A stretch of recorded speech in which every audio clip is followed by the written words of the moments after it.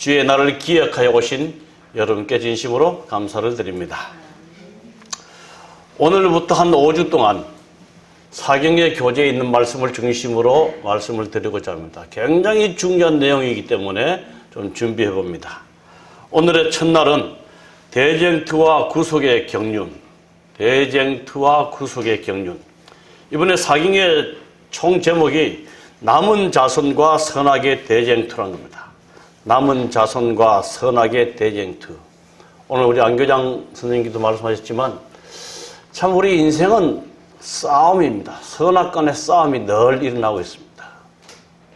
가장 오래된 전쟁은 인간의 마음속에 일어나는 선악 간의 대쟁투이다 라고 누군가 말했습니다. 남은 자손과 선악 간의 대쟁투.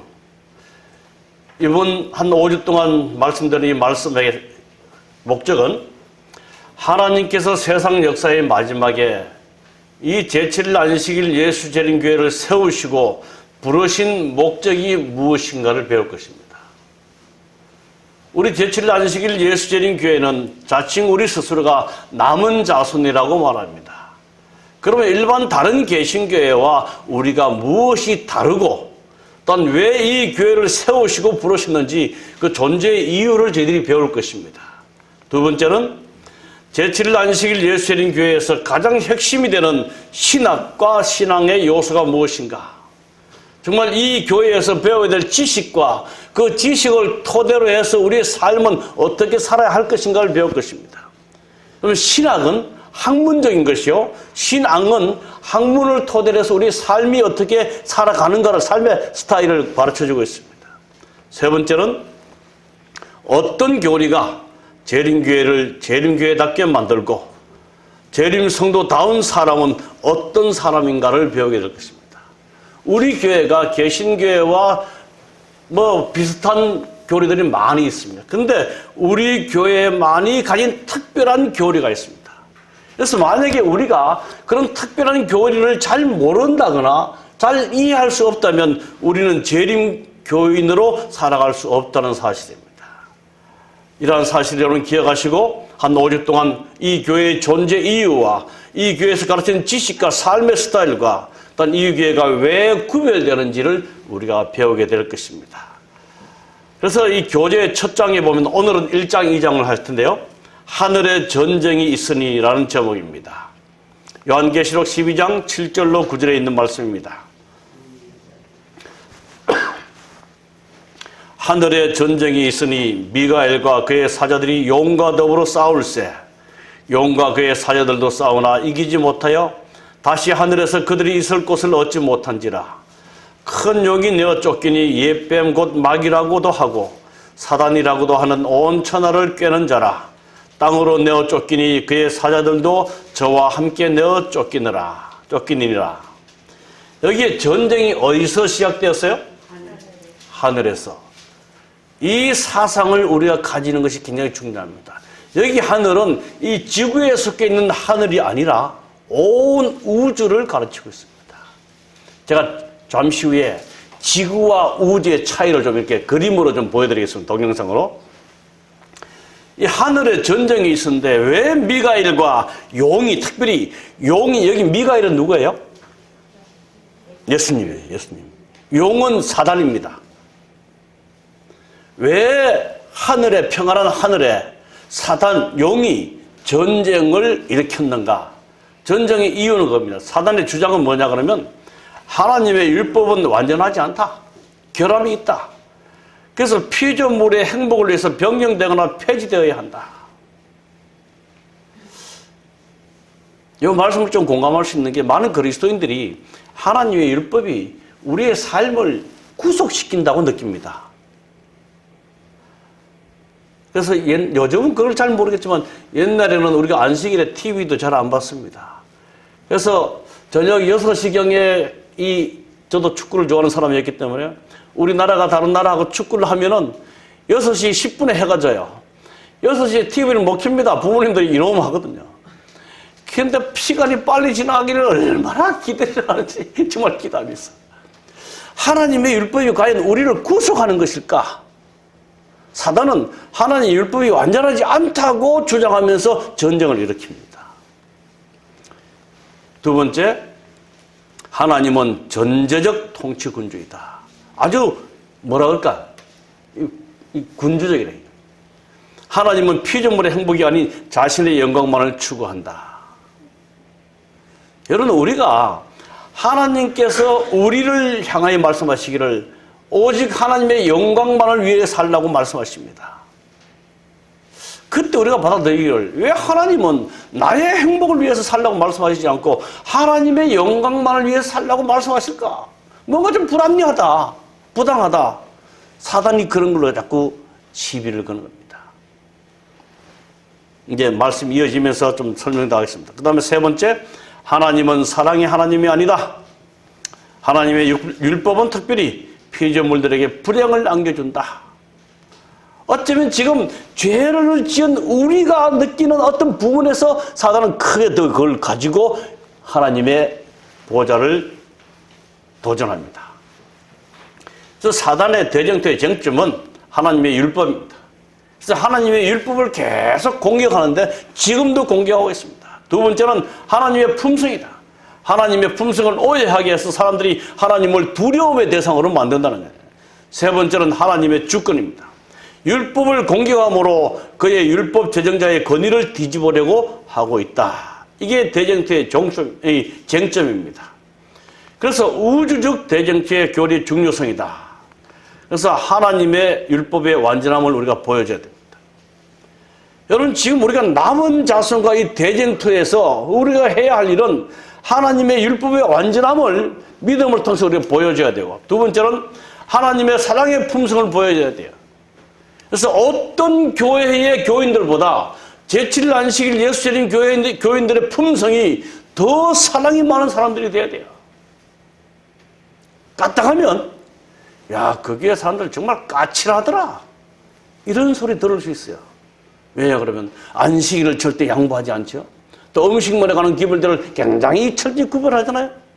야, 그 교회 사람들 와 그래 까다롭노, 이런 소리를 아주 듣기 쉬운 우리의 입장이 있습니다. 그러나 원칙 이외의 것은 우리가 얼마든지 포용하고 품어주면서 하나님의 품성을 보여줘야 되는 우리의 사명이 있습니다. 세 번째, 우주적 관점에서 예수 그리스도의 삶과 죽음의 중요성을 보여준다. 지구에 제한된 것이 아니라 우주적 관점에서요. 이건 공부하면서 설명 좀 드리겠습니다. 재림교회의 정체성과 밀접히 연관되어 있기 때문이다. 우주적 대쟁투의 교리의 중요성이 우리 교회의 정체성과 교리들과 아주 밀접하게 관계되어 있습니다. 그래서 이런 것들이 우주적 대쟁투 교리의 중요성을 띠고 있다는 겁니다. 그래서 재림교회와 우주적 대쟁투의 관계는 재림교회의 가장 핵심적이며 독특한 교리가 있습니다. 다른 기독교에서는 이것을 가르치지 않아요. 지금 우주적 대쟁투, 그죠? 그 다음에 이것은 재림교회의 신학과 신앙을 떠받치고 있는 기초석이다. 아마 다음 안식일 되면 이 말씀을 조금 더 이해하실 겁니다. 세 번째는 재림교회의 특별 교리들이 모두 우주적 대쟁투 교리와 밀접히 연관되어 있다. 그 교리들은 대표적으로 하늘 성소, 세천세의 기별, 재림전 조사 심판, 예언의 신, 하나님의 인과 짐승의 표, 모두 대쟁투 교리에 기초를 두고 있습니다. 이런 교리들은, 이런 기별들은 다른 교단에서 들을 수 없는 교리들입니다. 똑같이 한 성경을 가지고 우리가 말씀을 공부하고 하나님을 섬기지만 이 남은 무리, 남은 교회는 이러한 독특한 우주적 대쟁투에 관심을 많이 가지고 있고 이것이 성경적이라는 사실을 우리에게 설명해 주고 있습니다. 특별히 이 우주적인 대쟁투의 핵심 쟁점인 죄 문제입니다. 죄 문제로 시작해서 죄 문제를 해결함으로 끝난다. 죄가 어디서 시작되었어요? 하늘에서. 하늘에서 시작된 죄는 이 땅에서만 끝나면 안 됩니다. 하늘 온 우주에서 끝나야 하나님을 그러니까 이 지구가 아닌 다른 온 우주의 거민들이 하나님이 어렵다는 사실을 인정하게 되는 겁니다. 그래서 대쟁투는 죄 문제로 시작해서 죄 문제를 해결함으로 끝나는 거예요. 아주 중요한 교리입니다. 대쟁투에 대한 연구는 죄에 대한 올바른 이해, 죄가 무언가. 요즘 제가 대쟁투를 아주 깊게 공부를 하고 있는데 마침 이런 문제들이 잘 나옵니다. 죄가 뭐예요? 죄를 설명하려거다 죄를 짓는 수가 있다. 죄는 신비요 오묘요 알 수 없는 거예요. 그 완전한 하늘에서 죄가 탄생된 것은 오묘라는 겁니다. 오묘.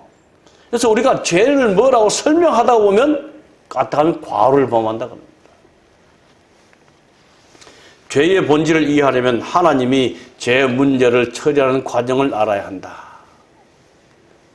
하나님께서 왜 십자가를 허락하셨고 왜 독생자 예수 그리스도를 우리에게 보내주시는지를 우리는 알아야 된다.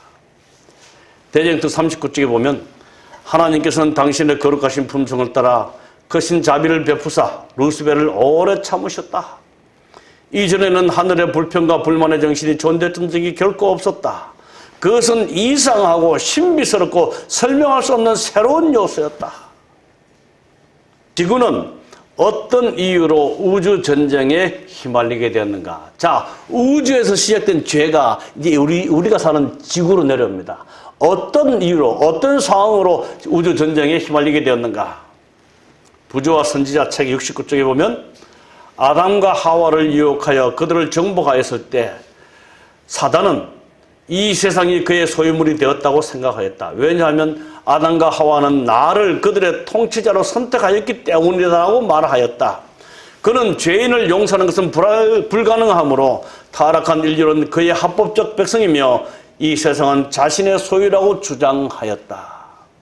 우주에서 시작된 죄가 사단이 이 땅에 아담과 하와를 유혹하여 그들을 범죄함으로 이 땅이 우주 전쟁에 휘말리게 되었습니다. 그래서 사단은 자기의 말을 들은 아담과 하와를 창조하신 창조주 하나님의 말을 듣지 아니하고 먹지 말라는 선악과를 따먹은 자기의 말을 순종하는 이들을 자기의 백성으로 이렇게 구수하기 시작하는 겁니다. 그렇게 해서 지구가 우주 전쟁에 휘말리게 되고 그 아담과 하와의 후손으로 태어난 우리 모두가 다 죄인이 되고 이 선악간의 대쟁투에서 늘 갈등과 고민과 괴로움 속에 우리가 살아가고 있습니다. 그런데 하늘에서 전쟁을 일으키고 하나님의 이 품성과 율법과 권위에 도전했을 때 하나님께서는 왜 사단을 즉시 벌을 내리지 않으셨는가? 왜 즉시 바로 사단을 처리해버리면 더 이상 문제가 되지 않잖아요. 근데 하나님께서 왜 그렇게 처리하지 않으셨는가? 첫 번째, 하나님의 통치 원칙을 드러내신다. 대쟁투 역사를 통해 하나님의 통치 원칙이 있다. 이 통치 원칙 때문에 사단을 즉시 멸하지 않으셨다. 하나님의 통치 원칙이 뭐죠? 온 우주를 통치하시고 특별히 죄인들을 구원하시기 위한 하나님의 통치의 원칙이 뭡니까? 하나님은 사랑이시다. 하나님의 사랑 때문에 사단을 즉시 처벌하지 않으셨다는 거예요. 그 사랑이 뭔지를 우리가 조금씩 살펴보겠습니다. 선악간의 대쟁투가 하늘에서 처음으로 시작될 때부터 반역이 영원히 정복되고 죄악이 전멸될 때까지의 역사 또한 하나님의 변화없는 사랑의 증거이다. 진짜 그 사랑 때문에요. 온 인류가 이렇게 오랜 시간 동안 괴로움을 겪는 겁니다. 그런데 온 인류가 이렇게 괴로움을 겪어야 되는 이유는 하나님의 사랑을 이 지구뿐만 아니라 온 우주가 인정하고 알아야 되기 때문에. 즉시 벌을 내리지 않은 두 번째 이유는 사단의 반역의 참 속성을 드러내야 한다. 사단의 반역의 참된 속성과 목적을 온 우주 앞에 드러내기 위해서. 사단이 범죄한 후에 바로 죽이면 그가 일으킨 전쟁의 결과 그것이 어떤 것인지 알 수가 없습니다. 우리나라는 이 참 연세 드신 분들은 전쟁의 결과를 압니다. 그 전쟁 때문에 얼마나 망가졌는지. 그것들을 온 우주 앞에 드러내시기 위해서 하나님께서 기다리신다는 사실이에요. 그래서 참 우리에게 인내가 필요하다고 성경은 말합니다. 세 번째, 하나님께서는 사단의 주장을 충분히 보여줄 시간을 주기 위해서 내가 그렇게 주장한다면 한번 보여줘봐라. 내가 주장한 것이 옳은지 그른지를 한번 보여줘봐라. 이것이 하늘의 전쟁이 시작됐고 이 전쟁으로 말미암아 지구의 전쟁이 이제 지구가 전쟁에 빠져들어가게 된 배경입니다. 그런 이유에서 우리 하나님께서는 사단을 즉시 벌하지 아니하고 하나님의 통치의 원칙 사랑 때문에 인내하고 계신다는 사실입니다.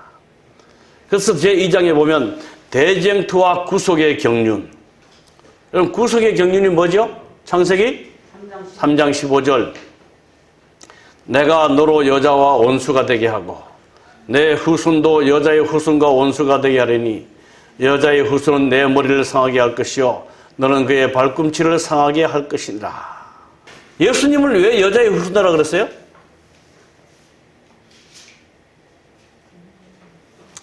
동정녀 마리아에게서 탄생했습니다. 예수님께서는 여기 조금 좀 설명드리면 예수님의 탄생과 우리의 탄생은 좀 다릅니까?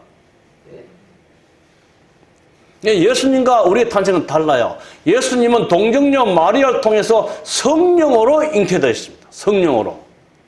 그래서 여기 창세기 3장 15절에 여자의 후손은 죄와 상관없이 탄생된 예수님을 상징하고 있습니다.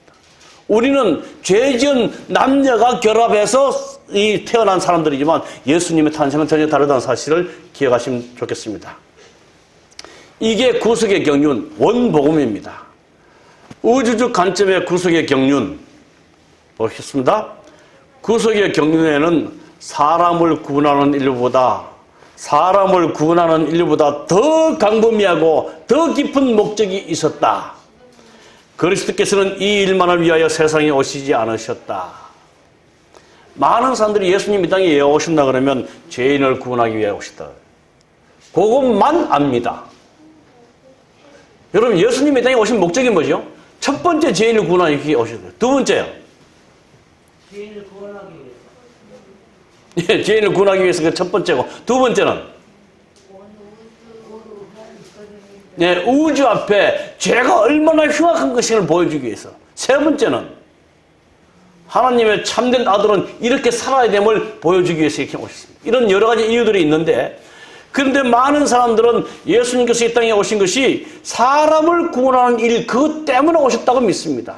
그러나 우리 재림교회는 우주적 관점에서 그것보다 더 큰 온 우주 앞에 죄가 얼마나 흉악한지 하나님의 품성이 공의와 사랑과 자비가 함께 섞여 있음을 보여주기 위해서 오셨다는 겁니다. 그분께서 오신 것은 단순히 이 작은 세계의 거민들이 하나님의 율법을 마땅히 생각해야 할 대로 생각하게 하는 것뿐만 아니라 온 우주 앞에 하나님의 품성을 옹호하시기 위해서 오셨다. 여러분 제가 그림을 좀 보여드립니다. 여기 가까이 있는 게 태양계 안에 있는 수성, 수금, 지화, 목토 쪽 천해병 우리 알지요, 그죠? 근데 이 지구가 크기가 얼마나 한지를 잠깐 동영상을 통해서 좀 보겠습니다.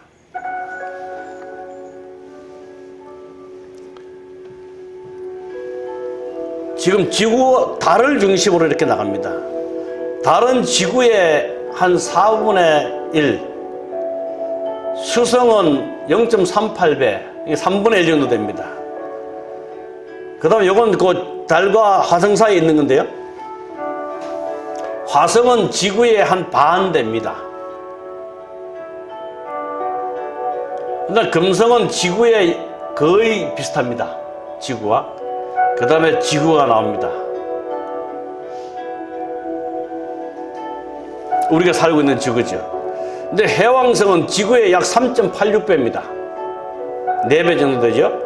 그다음 천왕성은 지구의 요것도 한 4배 정도 됩니다. 그다음 토성은 지구의 한 9배 됩니다. 9배. 목성은 지구의 11배 정도 됩니다. 그 다음 태양은 지구의 109배. 이 태양계에 속해 있는 지구의 109배가 태양입니다. 그 다음에 아크투루스라는 별은 지구의 약 2776배. 폴라리스, 지구의 약 4999배. 그 다음에 황새 치자리의 S는 지구의 약 1억. 그 다음에 벽조자리 KY는 73,448배. 베델게우스 약 10만 배. 세포스 자리 지구의 약 11만 5천 배. 큰 개자리 VY는 지구의 약 15만 5천 배. 요거는 인간이 발견한 이 항성에 의한 겁니다. 그러니까 지구가 얼마나 작은지를 우리가 알아야 되는데, 이 태양계 안에 왼쪽 그림, 이 태양계 안에 모든 것이 다 포함되어 있거든요. 근데 온 우주는 이런 태양계에 수십억 개가 있다는 겁니다. 여러분, 어떤 사건에 보니까 부모가 자식을 시장에서 잃어버렸는데 그 자식을 찾기 위해서 한 30년을 헤맸는데 그 자식이 같은 동에 살고 있었다는 사실이에요. 같은 동에 한 1km, 1.7km에 살았는데 그 자식을 찾는데 30년 걸렸대요. 그런데 지구보다 약 15만 배 이상 되는 이 태양계에 있는 저런 게 수천억 개가 온 우주에 있다는 겁니다. 그래서 지구는 하나님의 관점에서 볼 때는 아주 작은 점에 불과합니다. 그런 작은 지구에 있는 오늘 대구 감삼남에 살고 있는 우리는 후 불면 날아갈 먼지와 똑같습니다. 그런 우리를 사랑하셔서 하나님께서 온 우주를 창조하신 하나님께서 하늘을 버리고 이 땅에 오셔서 십자가에 달려 돌아가셨어요. 믿을 수 없는 사실입니다. 그러나 그것은 믿을 수 있도록 성경을 통해서 우리에게 가르치고 있습니다. 정말 그 사랑에 감사합니까? 감사합니다. 이 죄는 이 작은 지구에서 일어난 일이지만 우리 하나님께서 창조한 온 우주 앞에 이 죄가 사라져야만 하나님의 일은 완성되는 것입니다. 자, 이제 제가 좀 질문을 드리겠습니다. 옛날 우리 성소 제도를 좀 배웠죠, 그죠? 성소를 못을 통해서 짓게 하십니다. 바깥뜰에 번제단을 있게 하시고 그 뜰과 성소 앞에는 물두멍을 두시고 성소를 또 휘장을 쳐서 갈라가 있게 하시고 그 안에 또 지성소를 있게 하셨습니다. 이 그림을 조금 더 이렇게 구체적으로 보면 이스라엘 백성들이 성소 사방으로 이 텐트를 치고 거기 머물면서 성소를 그들의 삶의 중앙으로 주셨어요. 이렇게 기록됩니다. 이걸 안으로 좀 세부적으로 들어가면 뜰과 성소와 지성소가 이렇게 나옵니다. 이 번제단은 예수께서 십자가에 달려 돌아가신 십자가를 가르치고 있습니다. 십자가 지시고 돌아가신 31년 그 후에는 우리 예수님께서 부활하시고 성취하시고 성소에 들어가셨습니다. 그리고 1844년에 우리 예수님께서는 지성소에 들어가셨습니다. 우리 예수님께서 1844년에 지성소에 들어가셔서 지성소에서 나오시면 그 모든 은혜의 기간이 끝나고 이 땅에 재림하실 것입니다. 자, 뜰은 매일의 죄를 용서받는 일입니다. 그래서 죄인들이 자기가 죄를 지으면 어린 양을 데리고 와서 제사에 자기 죄를 구하고 제사장은 안수해서 그 죄를 어린 양에게 구하고 그 양을 잡아서 각을 뜨고 번제단의 피에 바르고 그 번제단에 태워서 죽입니다. 그 다음에 성소는 거기 보면 등대와 떡선과 향단이 있습니다. 이것은 예수님을 따라 살고자 하는 성화의 삶을 가르치고 있습니다. 그 다음에 지성소는 1년에 한 번 대속제일 7월 10일에 들어갑니다. 이 7월 10일에는 대속제일, 이스라엘 백성들의 모든 죄와 대제사장의 죄가 도말되는 그날입니다. 그래서 이 날에는 특별히 두 양을 가지고 오는데 한 양은 예수님의 예수님을 상징하는 양으로서 인간의 죄를 대신해서 돌아갈 그런 양이었고, 한 말은 모든 죄를 지고 무인지경으로 끌려가서 죽게 되는 그런 아사셀 염소를 가르치고 있습니다. 질문을 하나 드리겠습니다. 이스라엘 백성들이 구약시대에 매일 그들이 죄를 범하면 주님 이 양을 가지고 와서 용서를 받습니다. 그거면 대충분하지. 왜 7월 10일 대속죄일에 또다시 모든 백성들의 죄가 도말되는 그런 의식을 치러야 할까요? 이게 중요합니다. 제가 지성소 요 구분되게 좀 그림을 그리는데요. 자, 조금 더 설명드릴게요. 이 제사장이 양의 피를 잡아서 번제단에 뿌리고 그 다음에 성소 안으로 들어가서 성소의 휘장, 즉 빨간 줄 쳐놨죠? 이 휘장이 다 이렇게 거치는데 성소의 휘장의 피를 다 뿌립니다. 1년 내내 피를 뿌려요. 그럼 제사장이 들어가면 이 성소는 사실 피비린내 나는 곳입니다. 그렇게 우리가 생각하기에 거룩한 이런 곳이기도 하지만 죄의 피 비린내가 나요. 1년 내내 피를 뿌리는데 언제 이 성소와 지성소의 휘장을 가로막는 피 뿌린 이 커튼, 휘장이 정결함을 입습니까? 대속죄일에. 규례에 의하면 대속죄일에 아사셀 염소를 다 광야에 가서 보내놓고 나서 대제사장과 제사장들이 이 성소와 지성소를 가르는 이 휘장을 다 뜯어내고 새 것으로 교환한다 그래요.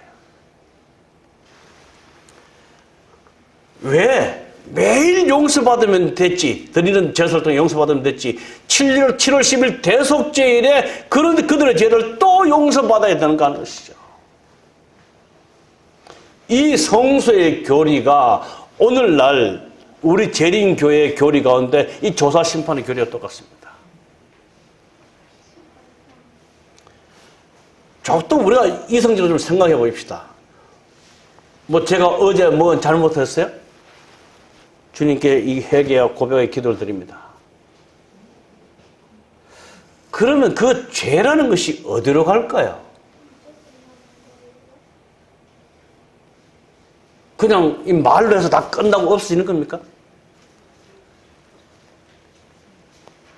우리가 이 죄에 대해서 시작과 이 죄의 해결 방법의 십자가를 통해서 뿐만 아니라 조사 심판을 통해서 우리의 죄가 어떻게 깨끗하게 사라지는지를 우리가 알아야 됩니다. 이스라엘 백성들이 뜰에서 드리는 이 매일의 제사는 죄 용서입니다. 대속죄일, 7월 10일 대속죄일 연중 제사는 죄의 도말입니다. 죄의 용서와 도말을 우리가 알아야 돼요. 용서는 죄의 싹을 잘라주는 겁니다. 죄의 도말은 죄의 뿌리를 자르는 겁니다. 그래서 오늘 우리가 드리는 이 죄 용서의 기도는, 용서는 우리의 행위의 결과들 다 용서해 주신 거예요. 근데 우리가 죄를 또 짓나요? 왜 짓게 되죠? 죄의 뿌리가 남아있기 때문에 계속 자라납니다. 근데 조사 심판이 끝나고 우리 주님께서는 이 은혜의 시간이 끝날 때는 죄의 뿌리를 뽑아버리는 죄의 도말의 행사가 있다는 사실이에요. 어떻게 보면요, 지구상에 사는 죄인들을 위해서는 죄의 용서로 끝납니다. 용서받으면 되니까. 그래서 사실 우리가 구원받는 것은 죄 용서받음으로 구원받죠. 그러나 그 죄가 온 우주 거민들에게는 아직까지 완전히 해결되는 게 아닙니다. 그래서 온 하늘에서 시작된 전쟁을 하늘에서 끝마쳐야 되기 때문에 우리 주님께서는 조사 심판이라는 과정을 통해서 이 사람이 어떻게 구원받을 수 있는지를 온 우주 거민들이 다 보는 겁니다. 그래서 하나님은 의로우시고 하나님은 공의로우시고 하나님 자비로우시다는 사실을 온 우주 거민들이 인정할 때 하나님은 옳은 분으로 공의로운 분으로 취급받을 수 있다는 사실이에요. 이런 과정이 하나님의 입장에서는 반드시 죄가 하늘에서부터 제거되어야 됩니다. 그 사실을 가르쳐주는 게 이 성소 제도입니다. 그래서 매일 용서받는 것도 필요하지만 죄가 도말되는 대속죄일의 용서도 우리가 필요한 겁니다. 우리가 매일 용서받는 기도를 통해서 용서받지만 온 우주 앞에 그리고 더 이상 죄의 유혹이 없는 그런 삶을 살기 위해서는 죄가 완전히 도말되어야 되는 사실, 그런 교리가 성소 봉사의 교리고 조사 심판의 교리입니다. 그래서 십자가 앞에서 사단은 패배하게 되는데, 아까 구속의 경륜의 말씀입니다. 사단이 패배될 것을 예언했습니다.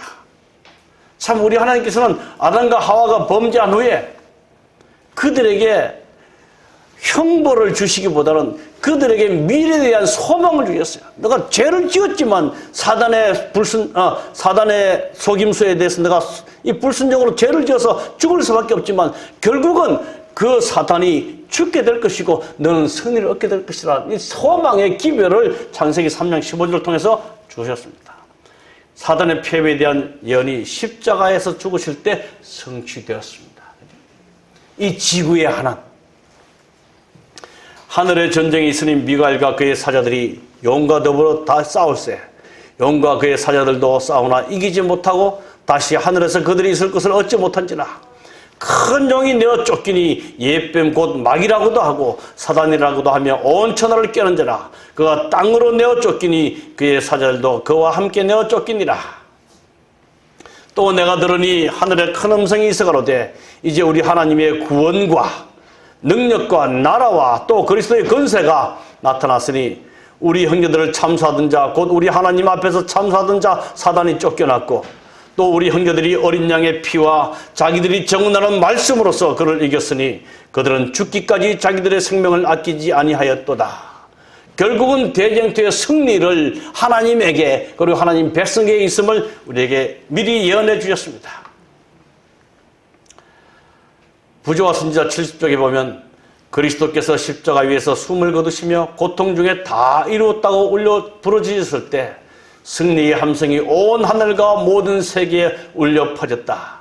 그렇게 오랫동안 이 세상에서 진행되어 오던 대쟁투의 승부가 그때 판가름 났다. 승리자는 그리스도셨다. 사단은 거짓말쟁이요 살인자로서의 참 성격을 드러냈다. 그래서 이 십자가는 이 지구상뿐만 아니라 온 우주 앞에 죄의 참혹성을 그대로 다 보여줍니다. 그 다음에 십자가와 이 대쟁투, 십자가는 하나님의 율법과 품성을 옹호한다. 하나님의 율법과 그분의 품성이 온 우주 앞에 옹호되었다. 사단의 주장은 완전히 반박되었다. 하나님의 품성은 사랑이 아니다. 하나님의 품성은 뭔가 이 피조물들을 힘들게 한다고 하던 이 사단의 주장은 완전히 반박되었다. 죄지은 인간이 구원받을 수 없다고, 하나님은 공의의 하나님이기 때문에 죄지은 인간이 하나님 앞에 구원받을 수 없다고 그런 반박했습니다. 여러분,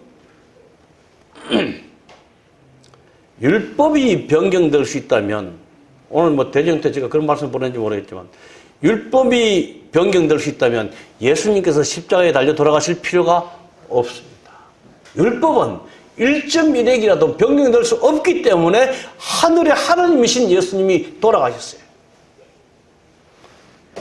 그래서 사단은 율법을 바꿔야 한다고 말하지만 그것은 결코 바꿀 수 없는 완벽한 것이라고 말씀해 주셨습니다. 여기 사단의 주장을 다시 한번 봅니다. 율법은 순종할 수 없으며 공의와 자비가 조화되지 않으므로 율법을 파괴하지 않고는 죄인이 용서받을 수 없다고 선언했다. 모든 죄는 반드시 형벌을 받아야 하는데 만일 하나님이 죄의 형벌을 면제해 준다면 그분은 진리와 공의의 하나님이 될 수 없다고 사단은 주장했다. 그래서 죄를 범한 죄인을 구원하시기 위해서는 우리 하나님께서 두 가지를 충족시켜야 되었어요. 하나님은 공의의 하나님이시다. 그러면서 동시에 하나님은 자비와 사랑의 하나님이시다. 이 두 가지를 다 충족시켜줘야만 하나님은 의로운 하나님이신데 그것을 충족시켜주는 것이 십자가입니다. 율법이 변경될 수 있었더라면 사람은 그리스도의 희생이 없이도 구원받을 수 있었을 것이다. 그러나 그리스도께서 타락한 인류를 위하여 당신의 생명을 희생해야 할 필요가 있었다는 사실은 하나님의 율법은 죄인을 율법의 요구에서 면제하지 않는다는 것을 증명한다. 죄의 삭선 사망임이 입증되었다. 그리스도께서 사람이 범한 죄의 형벌을 받으신 그 사실은 모든 창조된 지적 존재자들에게 율법은 불변이시며 하나님은 의로우시고 자비로우시며 자기를 부인하시는 분이시다는 것과 그분 정부의 통치에는 무한한 공의와 자비가 연합되어 있다는데 강력한 논증이 된다. 다시 말씀드리면 공의와 자비, 제가 지난번에 말씀드렸죠. 한 임금이 그 나라를 정말 편안하게 다스리기 위해서 이 간음죄가 많아질 때 누구든지 간음죄를 지으면 그 간음죄를 짓는 사람의 두 눈을 빼버리겠다고 아주 강하게 공표했습니다. 근데 누가 그 간음죄를 지었어요? 임금의 아들이 간음죄를 지었습니다. 자, 이제 어떻게 할 것인가? 백성들은 이제 봅니다. 임금이 자기의 공판 그 말대로 준수할 것인가? 또 아니면 아들을 죽일 것인가? 아니면 아들을 살릴 것인가? 이때 임금은 그 죄인들을 다루는 자들에게 그 아들을 향하여 아들의 눈을 찢으라고 합니다. 많은 사람들은 공포에 속에서 그 눈을 찢습니다. 이제 이 간수들이 다른 눈을 찢으려고 할 때 임금은 잠깐만, 한 눈은 내 눈을 찢으라고. 이것으로 그 임금은 공의와 자비를 다 충족시켰습니다. 우리 예수님이 십자가가 그것입니다. 범죄한 죄인은 죽을 수밖에 없지만 그 죽음을 내가 당하겠다는 거예요. 그래서 율법의 요구를 충족시키면서 범죄한 죄인을 사랑하시는 하나님의 자비를 그분은 우리에게 보여주셨다는 사실입니다. 사단은 범죄한 죄인이 구원받을 수 없다라고 얘기합니다. 왜? 하나님은 공의로운 하나님이시기 때문에. 그러나 우리 하나님께서는 공의로운 하나님이시기도 하지만 자비로운 하나님이시기 때문에 우리를 사랑하여 자기의 임금이 자기의 눈을 뺀 것처럼 이 하나님은, 예수님은 자기의 목숨을 바쳐서 우리를 구원해 주셨습니다. 이게 십자가에서 보여준 공의와 자비라는 사실입니다. 근데 이제 오늘 중요한 것은 십자가에서 대쟁투가 끝나지 않은 이유입니다. 이것 때문에 다른 교회에서는 우리 교회를 이해하지 못하는 겁니다. 십자가에서 용서받고 구원받으면 됐지, 더 이상 뭐가 필요하냐? 이상구 박사님 말처럼 재림교회는 아직도 구원의 확신이 없는 교회다라고 과연 말할 것인가? 자, 십자가에서 대쟁투가 끝나지 않는 이유. 첫 번째, 사단의 주장은 반박되었다. 그죠? 하지만 그의 원칙이 천사들과 다른 세계 거민들이 분명한 차이를 인식하기 위해서는 더 확실한 지식이 필요하다. 이 사실을 마지막에 하나님을 섬기는 백성들이 구원받고 하나님을 섬기지 않는 사단의 추종자들이 멸망받는 이 모든 사건들에게는 온 우주의 천사들과 세계의 거민들이 분명한 차이를 인식하기 위해서는 더 시간이 필요하다는 사실입니다. 인류에게 사단의 원칙이 제대로 드러나지 않았다. 따라서 사람들이 분명한 지식을 가질 때까지 생존의 필요가 있었다. 분명한 차이를 깨달을 때 자기가 섬길 자를 정하게 된다. 이 결정으로 개인의 영원한 운명이 결정된다. 정말 저는 이 말씀을 공부하면서 우리에게 인내가 필요한 의미가 무엇인지 압니다. 어떻게 보면 하나님의 사랑 때문에 우리는 선악간의 대쟁투에서 오늘날 죄의 고통 속에서 우리는 갈등을 느낍니다. 하나님이 퍼뜩 끝났으면 우리 이런 고통을 당하지 않을 텐데. 그러나 그것이 아니에요. 다른 온 우주의 거민들은 하나님을 이해할 수 없습니다. 어쩌면 두려움으로 하나님을 섬길 수밖에 없습니다. 우리 하나님께서는 절대 그러한 경배를 받지 않으십니다. 우리 하나님은 강제적이나 어떤 물리적인 힘을 통해서 당신을 섬기기를 원치 않으셨습니다. 한 예로요, 느부갓네살 왕이 다니엘이 그 꿈 얘기를 다 해줬을 때 법령으로 다니엘이 섬기는 하나님을 섬기라고 명령을 내렸어요. 근데 해석을 보면 그것은 잘못된 일이었다. 하나님은 당신의 사랑과 공의를 깨닫고 그리고 분명한 차이를 알고 그분을 섬길 자를 섬기기를 원하신다는 사실이에요. 얼마나 감사합니까? 우리에게 강제성을 요구하지 않는 하나님이십니다. 십자가상에서 대쟁투가 끝나지 않는 이유는 이런 이유들 때문에 아직까지 우리 하나님께는 선악간의 대쟁투를 계속 연기시켜져 간다는 사실입니다. 언제 이것이 종결될 것인가? 계시록에 그런 얘기가 나옵니다. 미가엘과 용의 싸움, 여자에 대한 용의 핍박, 여자의 남은 자손과 용과의 싸움. 마지막에 여자의 남은 자손, 용과 싸움의 전쟁이 있을 것입니다. 대쟁투와 남은 자손의 출현. 자, 이제 말씀을 마치면서 남은 자손은 대쟁투를 배경으로 마지막 단계에 출현한다. 남은 자손의 역할과 사명은 선악의 대쟁투에서 하나님의 편에 서서 용과 싸우는 것이다. 남은 자손은 우주 전체에 매우 중요한 의미가 있다. 여러분, 남은 자손은 이 지구에만 제한된 사람들이 아닙니다. 온 우주 앞에 하나님의 공의로움을 나타내는 그런 사명을 띈 사람들이다. 제가 다음 안식일에 남은 자손이 정말 우리가 맞는가? 그냥 남은 자손이라 하니까 남은 자손인가? 아니면 어떤 근거가 있는가? 족보가 있는가? 이런 것들 좀 자세히 설명해 드리겠습니다.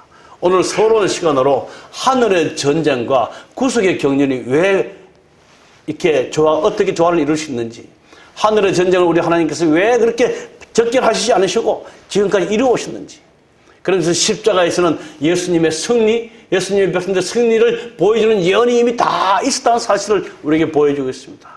말씀을 마치면서 아무쪼록 우리 재림 성도들은 우리가 겪는 이 대쟁투의 싸움이 우리가 속해 있는 작은 우주에 속한 싸움이 아니라는 사실을 깨달으시고 우리의 지식을 더 넓혀서 온 우주에 하나님의 뜻이 이루어지도록 동참하는 선악과의 대쟁투에서 싸우는 사람이 우리라는 사실을 기억하시고 우리의 큰 사명을 깨달으시고 정말 하나님의 편에서 굳건히 용감하게 싸우시는 저와 여러분이 되시길 바라면서 오늘 말씀을 마치겠습니다. 하나님 우리 아버지, 오늘 이 남은 무리와 하늘의 전쟁과 온 우주의 관계를 배우게 하시니 감사합니다. 왜 하나님께서 이 마지막 때에 남은 무리를 부르시고 당신의 율법을 보수하며 당신의 품성을 옹호하며 당신의 계명을 수보하는 자로 세우셨는지 주님 저희들을 간절히 알기를 원합니다.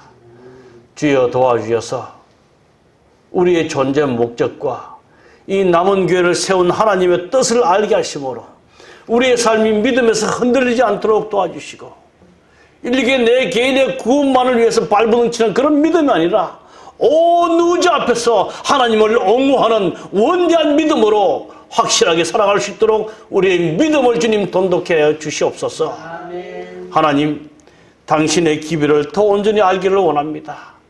책의 백성이 되게 하여 주셔서 주의 말씀을 열심히 읽고 깨닫게 하시고 하나님께서 보내주신 선지자의 기별을 저희들이 열심히 탐구함으로 우리 하나님의 마음을 시원케 해드리는 마지막 시대의 종들이 될 수 있도록 주여 도와주시옵소서. 아멘. 우리가 믿는 하나님이 얼마나 위대하신 분인지, 그 하나님이 죄를 얼마나 싫어하시는지, 얼마나 공의로우신 분인지를 말씀을 통해 알게 하심으로 우리의 삶을 통해서 하나님을 변호하고 하나님을 옹호하고 하나님을 나타내는 아름다운 삶이 되도록 주여 도와주시옵소서. 아멘. 우리의 삶 속에 어려움 때문에 주께 기도드리는 모든 기도들을 주님 들어 응답하여 주셔서 살아계신 하나님이 우리와 함께 하심을 알게 하시고 또는 우리 하나님 우리 가운데 몸이 아픈 자들이 있으면 주님 위로하시고 치유의 능력을 내주셔서 속히 회복되도록 주여 도와주시옵소서. 아멘. 오늘 여러 가지 이유로 이곳에 참석하지 못한 당신의 백성들을 기억하시고 그들이 있는 곳에서 주의 날을 구별하여 예배할 수 있는 믿음을 내 주시옵소서. 이제 예배를 마치 우리가 다시 세상을 향해 나갑니다. 우리 하나님 한 주일 살 동안 우리의 손을 붙들어 주시고 우리의 눈을 열어주셔서 믿음의 눈으로 하늘을 보게 하셔서 하나님과 동행하는 한 주의 삶이 되도록 인도해 주시옵소서. 우리를 너무나 사랑하시는 예수 그리스도의 이름으로 간절히 기도드립니다. 아멘.